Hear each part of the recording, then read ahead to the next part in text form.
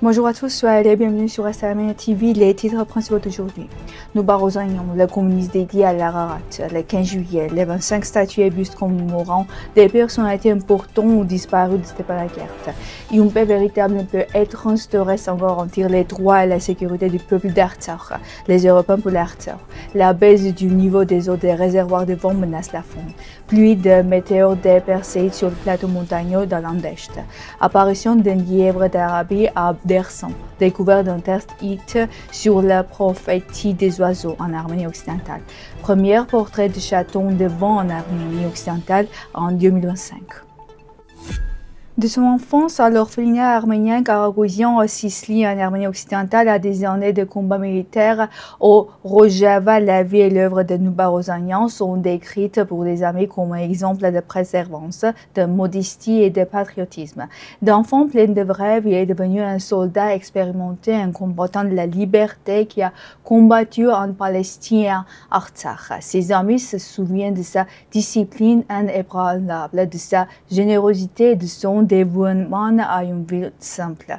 Ozanian se distinguait par ses succès sportifs, ses compétences militaires et son travail de traduction qui a mis en lumière les documents historiques de la région. Pour lui, sa patrie a toujours été primordiale. Comme son camarade Monté Melkounian, qui a combattu pendant la guerre d'Artsakh, il a poursuivi le combat jusqu'à la fin de sa vie, laissant derrière lui le nom d'un héros et un souvenir éternel.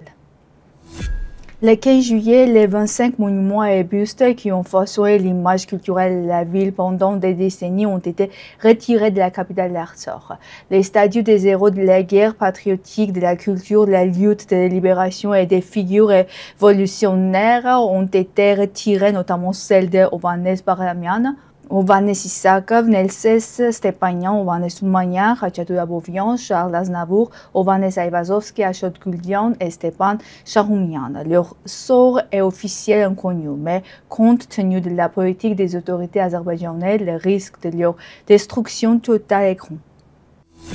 L'Organisation européenne pour l'Artsakh appelle l'Union européenne à avertir que toute agression contre l'Arménie aura de graves conséquences. Elle critique la déclaration de paix de Washington, estimant qu'aucune paix n'est possible sans garantir les droits et la sécurité des Arméniens déplacés de force.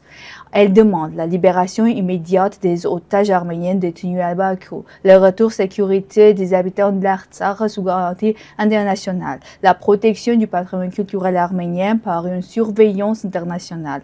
L'organisation s'inquiète aussi des solutions du groupe de Minsk de l'OSCE et soutient l'initiative suisse pour instaurer une paix durable dans la région. La sécheresse en Arménie occidentale a provoqué une forte baisse du niveau de l'eau des réservoirs de vent, menaçant la pisciculture et la faune. En 2024, le réservoir de Zernok, qui produit environ 2000 tonnes de poissons par an, a perdu 26% de son volume, soit près de 30 mètres. L'ingénieur Nihat Yilmar avertit que sans mesure urgence, les pertes subies en 2021-2022 dues au manque d'oxygène pourraient se répéter et insiste sur la nécessité de maintenir les réservoirs à au moins 50% de leur capacité.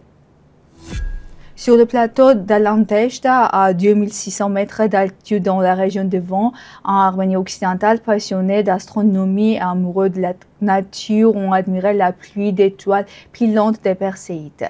Loin de toute pollution lumineuse, ils ont observé le spectacle à l'œil nu ou aux jumelles. Selon astronome Sadi Akan, ce site a été choisi pour son altitude et la clarté exceptionnelle de son ciel. Un animal rare, le lièvre d'Arabie, a été recensé dans la région de Dersan en Arménie occidentale. Cette région figure sur la liste russe de l'Union internationale pour la conservation de la nature. Un habitant de la région voyageant avec sa famille a aperçu l'animal sur la route et l'a filmé avec son téléphone portable. Afin de ne pas lui faire de mal, il l'a mis en sécurité et l'a relâché dans son habitat naturel. Selon lui, les enfants étaient ravis de voir cet espace unique et ont été témoins du retour de l'animal dans son habitat naturel. Lors des fouilles du site hittite de Kayalibinar dans la province de Sébastien en Arménie occidentale, les archéologues ont découvert une rare tablette d'argile portant la prophétie des oiseaux. Cette pièce double face percée d'un trou central avec des trosses de cordes évoque la division par le vol des oiseaux dans les rituels hittites et pourrait être liée au culte d'Ishtal. Plus de 50 royaux et officiels trouvés sur le site confirment l'importance administrative et religieuse de la région dans l'Antiquité. Les premiers chatons de Van de 2025 sont nés au Centre de recherche et de conservation des chats de Van dans la ville de Van, en Arménie occidentale. Cette année, les 11 chats de Van du centre ont donné naissance aux 37 chatons. Cette année, le centre prévoit d'accueillir une centaine de nouveaux chatons et de surveiller attentivement leur santé et leur croissance. C'est tout pour aujourd'hui. Merci d'être avec nous. Au revoir.